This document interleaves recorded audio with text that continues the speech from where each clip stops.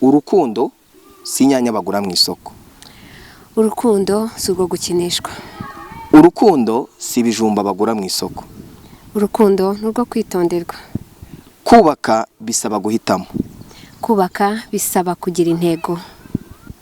Yes, reka kandi nongere mbashimire kandi nongere nguye ikaze ukomeza gukurikirana ibiganiro byacu umunsi ku munsi.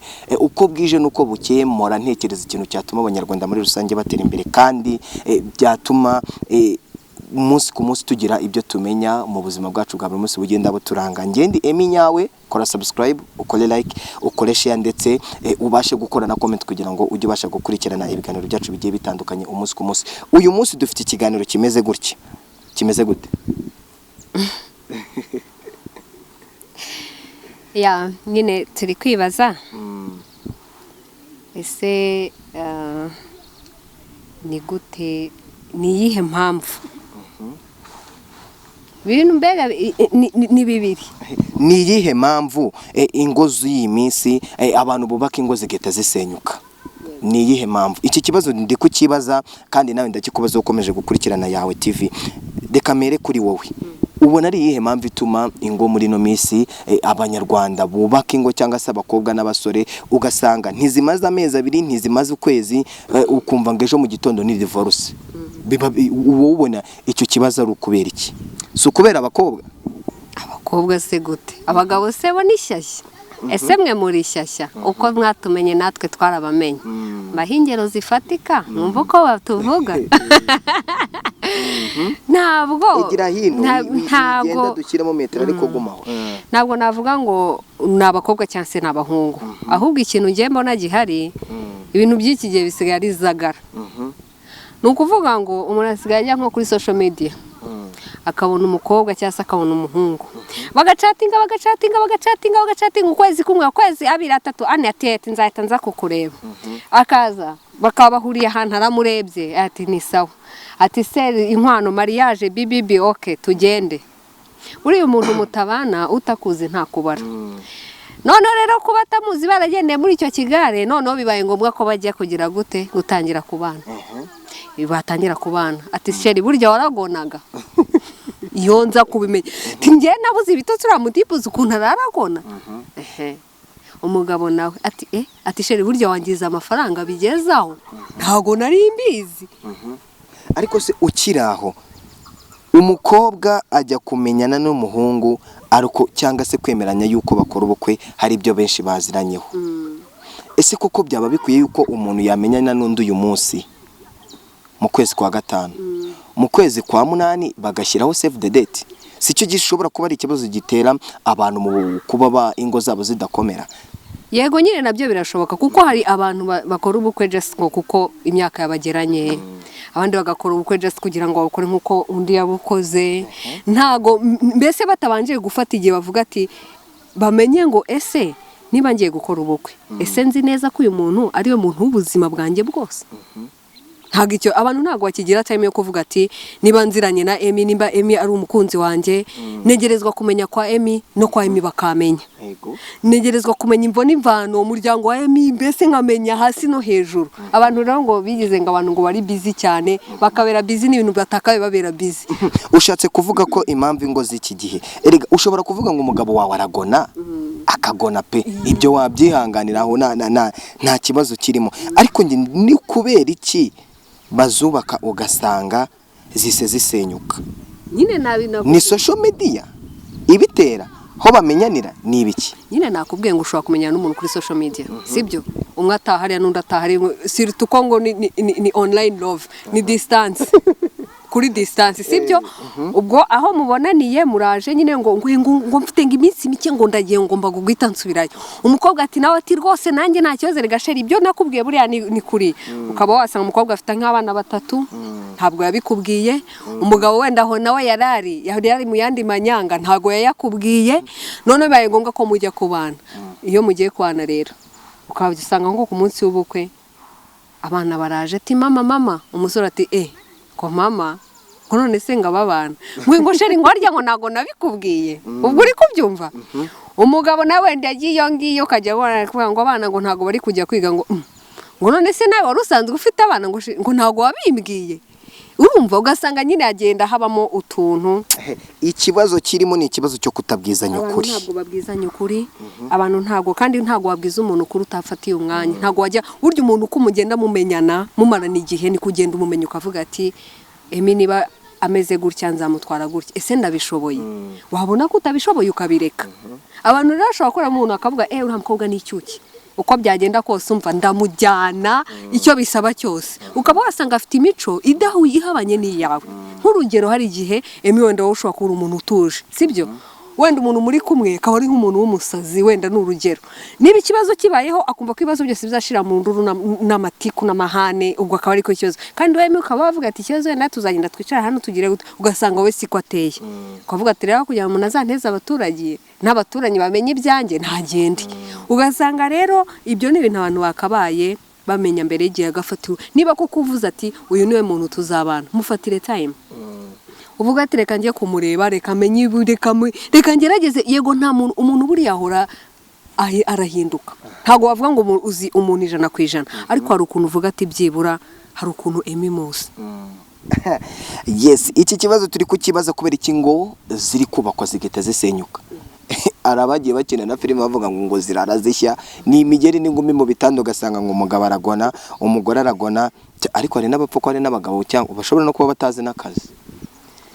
Ibyo nyine nabyo njya mbyumva nanjye nkabona ngo abantu ngo barimo ngo barashwana, ngo ibyo ngo nabyo. Ariko rero njyewe sinabura kuvuga yuko hari ingenzi. None niba ari cyo kibukuye iwanyu, nase ubugiye iwanyu, uvuye iwanyu ugiye kujya mu nzu gusa n'iwanyu muba muyifite.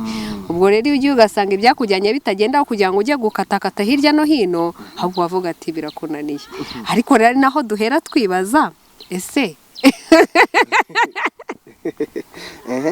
oya vuga nta kibazo, abadukurikiye nabo n'abantu bakuru kandi n'umwana uri mubi kubireba. Tugiye guheraho twibaza, hari nk'ukuntu umukobwa ashobora kuvuga ati ndifashe kugeza igihe nzashakira.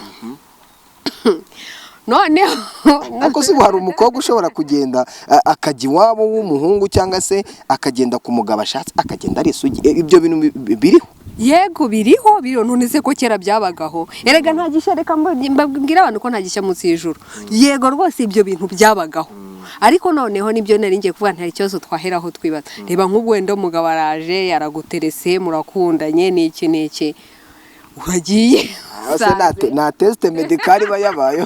nyine nibyo twari tugiye kwibaza, kandi tunabaza n'abantu dukeneye gusobanukirwa, kuko hari igihe abantu babaza nk'ibintu abantu bakagira ngo wenda ni iki n'iki, ariko tuba tugira ngo twese twungurane ibitekerezo tumenye n'iki cyanyacyo cyo kugira ngo dukore. Ubwo uragiye ugezeyo usanze wa muntu reka nta kigenda, ntikeguka none ariko ntabwo bishobora kuba bibaho yuko simbizi ko umusore ashobora kujya gushaka umugore atarabanza gutestinga yuko ari muzima. Ni nk'uko n'umukobwa adashobora kujya gushaka umugabo. Banyarwanda muri comment muri butere mumbwire, ese kuko birashoboka ko umugabo ashobora kujya gushaka umugore nta test medical irabaho, cyangwa se umugore ashobora kujya ku mugabo atarahura n'undi mugabo ngo amenye ngo ni muzima cyangwa si muzima? Ibyo bintu koko nabyo byaba biri mu bintu bishobora kuba bituma ingo ziri gusenyuka gutya. Yego nyine nanjye nibyo twavugaga ati se reka tubaze abantu wenda sibyo tujye tumenye igikwiye cyo gukora. Niba ubwo uvuze ati ese uramutse ugiye ugasanga wenda uwo muntu afite ikibazo, ese uzabyitwara mute? Ni hahandi rero aho rero ukiraho impamvu usanga abantu ingo zabo ngewe wenda suguhita ngana ku mwanzuro. Niba dukundanye uri muri Canada, wowe uri umukobwa ukundanye nanjye ndi muri Canada, wowe ntago urebye ubuzima bwawe bw'ejo hazaza, uhise ujya gusa uyu mugabo wanjye ubundi babyita ko hari urongora visa hakarongorwa na visa, sibyo? Nibyo byateye. Ubu kuba harongora visa hakarongorwa na visa, icyo nicyo kiri gutuma ingo nyinshi zisenyuka. Ugasanga umugabo yagiye wenda ari nko muri misiyo y'akazi kiwe karahagaze. Ntiwabonye cyagiye umarana n'umugabo wawe ngo turi kwamamaza ubusambanyi, ariko mu bantu bakundana hari igihe rimwe na rimwe ibyo bintu bibaho. Uko kurongora visa no kurongorwa kwa visa sibyo bishobora kuba bituma abantu batubaka ngo zikomere. Yego nabyo birimo kuko usanga abantu b'iki gihe araza musigaye mubona afite calculatrice abo umukobwa reba muri kamera mbabarira urebe muri kamera bibabwire reba muri kamera ibintu ni gutya bimeze abo umukobwa w'umuhungu musigaye muhura buri wese afite calculatrice ku giti cye agahita nk'ubu nkanjye kandi akavuga ati okay Kendi warize enda ngasubiza wize angahe ugasubiza ukora iki ugasubiza harya urahembwa uhembwa ngahe ukabona nk'ibibazo arimo kubaza ukabona birarenze ubwo no gatekereza ati se icyo ndi kumvikana n'uyu mugabo ni urukundo cyangwa ni iby'isi umukobwa nawe akaza akareba imiti aba muri Canada n'iki buriya ntabwo tujyanye ntago napfa nabi ntago ntaki kandi buriya ibintu n'urukundo biri ukwabyo ni ukuvuga ngo ikibazo kiri mu bantu iki gihe nta determination bafite ntabwo azi ngo niba nubatse urugo ubwo ni rwo rwanjye ngomba gukora uko bishoboka niba koko ufite iyo determination ikintu ukora ni iki niba uhembwa amafaranga uzaza of course yitubwira emimembwa gutya tuzafatanya gusa ibyo ni ngombwa ko ngenda gushatse icara mu rugo umenye ngo wowe wabonye ibyo kurya ukeneye umwenda mwiza urawubonye ntago ari ngombwa ko nkubwira ngo umenye kote cye amafaranga mpembwa ntago ari ngombwa aho nyine niho usanga bihera ahubwo ikintu gituma abantu bapfa ubusa ni ukutamenya ese ni iki emi ashobora kubona iki ubundi amafaranga mpembwa numenya ko nyahembwa ubundi birakungura iki nyakwiye nibyo ngiye kukubwira nimba tubana tugomba gushyira hamwe kugira turebe ko twatera indi ntambwe niba ubwo emi udashobora kumbwira tuzahe uhembwaya n'ubundi genda ukomeze mu buzima bwawe kuko niba nuvuga ngo Kendi ngo abonye ibyo kurya ngo wagize gutya hoya none se niba dukodesha nk'inzu n'urugero none se nimba ntamenya ngo emi ahembwa nanjye mpembwa tuzayateranya dusevinge tugure inzu none se nimba inzu uje mu rugo iwanjye inzu ndayifite si ngombwa icyo wowe usabwa mbyarira abana ubashyire hariya buretse abana mu kubabyara urababyaye biga mu ishuri ryiza ubu mu gihugu dufite wenda ndabamamirije ariko si ngombwa nta kibazo kibirimo ni ikiganiro turimo biga muri Green Hills nishyurira school fees ku gihe ubona aho ushaka kujya hose urahajya umwenda ushaka kwambara urawubona ntukodesha ushaka iki kindi ni ngombwa ngo umenye konte yanjye ibyo turacyari kuri cya kibazo kivuga ngo ese ni igiki gituma ingo z'abantu zisenyuka hano urugero ejo bundi ni umuntu witabye Imana twe twagiye kumushyingura uri kubyumva exactly ukuri kuvuga niko yari yibereyeho uri kubyumva umugabo yaramubwiye ati wowe jya wicara hano icyo ushaka urakibona buri kimwe cyose uragifite nta kibazo uri kubyumva umugabo yagize ati yitaba Imana uri kumva umugore nta n'urutobo yafite atazi niyo biva kandi umugabo afite amafaranga kuri konti waburetse amafaranga yahise ko niyo nzu babagamo yari intuze yari ingwate ya banki uri kubyumva niki umugore atabiza abona nyine yamubwiye ati wowe wa mugore we icyo ushinzwe kwicara hano ukarera ukabyara akaba ariko kazi kawe nta kindi umbaza kubanza njye ukaba wankorera massage ibintu byose bibona ibyo bintu byo kubesha abantu gutyo ni ikibazo byarangiye umugabo apfuye amaze gupfa umugore ntazi aho biva niyo bijya agiye kubona none abona atangiye kuvuga ngo inzu ishobora gutezwa cyamunara ngo kubera ko umugabo yari ideni ngo ibiki nibi ukabona ibitekerezo by'umuntu nibwo bigikanguka kandi ibyo ni ibintu ubundi umugabo kugira ngo abikore yakaba yabijyaho inama n'umugore kuko iyo ushinze urugo ikibazo bari iby'umuryango abo bantu bo muri iyo banki nabo ngiye nabita ko nta bwenge bafite ntubizi ko iyo umugabo yashatse kereka nimba umugabo yarayijemo umugore atarabizi nyine niyo umugabo we yari urabona ko hakundi abantu bagura nk'ibintu akagenda niho rero muheraho muhubuka ibyo byose bijyana n'ibyo we wavuze urumva nimba umugabo yari yarishakiye ibintu bye akajya avuga ngo ibi ngo ntabwo nabyereka umugore uri kubyumva ati inzu ni yanjye ati nta kibazo urumva sinzi ubwenda amajyanga aba yamusobanuyemo nuko byagenze kuko ndagira ngo neza umugore uzabwira gutyo ngo abeho nk'uko kwawe ntagire icyo akubaza nawe nyine ntabwo aba ari tayari ariko umugore uri tayari azakubwira ati nimba uhembwa umenya aho uhembwa niba turi bukoresha aba ni ibyacu n'iby'umuryango niba dusevinga tuzasevinga niba bigenda gutya bizagenda gutya n'ibyo iyo ni iyindi deba izakurikiraho ubutaha kugira ngo turebe wenda turebe n'umuntu ushobora kuba waragezweho n'izo ngaruka kukubaza ngo ese ni ngombwa ko nibyo tuzaganiraho ubutaha ko umugabo amenya konti y'umugore we amafaranga ahembwa. Ni ngombwa se ko umugabo cyangwa umugore amenya amafaranga umugabo ahembwa? Icyo nicyo kibazo.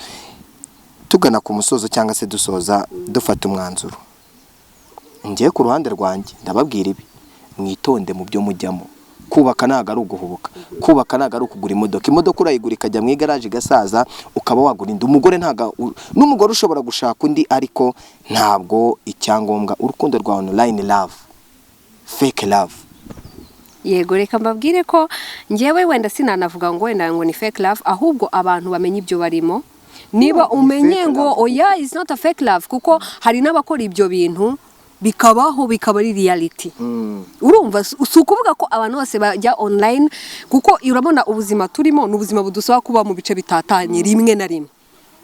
Noneho rero nimba ufite umukunzi wawe ntago uzavuga ngo uramutaye kuko ugiye mu bindi bintu, ahubwo iyo ufite determination nkuko nabikubwiye uravuga ati nzakomeza mbungabunga urukundo rwanjye kandi menye ati ngo nimba mfite gahunda yo kubana n'uyu muntu ndabitwara mu zihe nzira. Hanyuma umukobwa nawe amenya ati nimba mfite gahunda yo gushakana n'umugabo, eske umugabo nshaka nifuza ateye ate? Ushaka umugabo w'ibyifuzo byawe, mukunda bateruye, bakunda ngo niba ngo ararebye ngo ni bogari, eske ibogari idafite mu mutwe irutwa n'umuntu uri aho ngaho gusa. Please mwikunda abantu bateruye, mukunde bamaneke, mukunde abantu tungana natwe. Warateruye ariko se terura mu mutwe, niho uzaba ewana Wednesday. Ariko ibintu byo kuvuga ngo uraje ngo ubonye ngo umuntu ngo ni bogari ngo tugende ngo dukundane, murakundana se azaguha icyo adafite?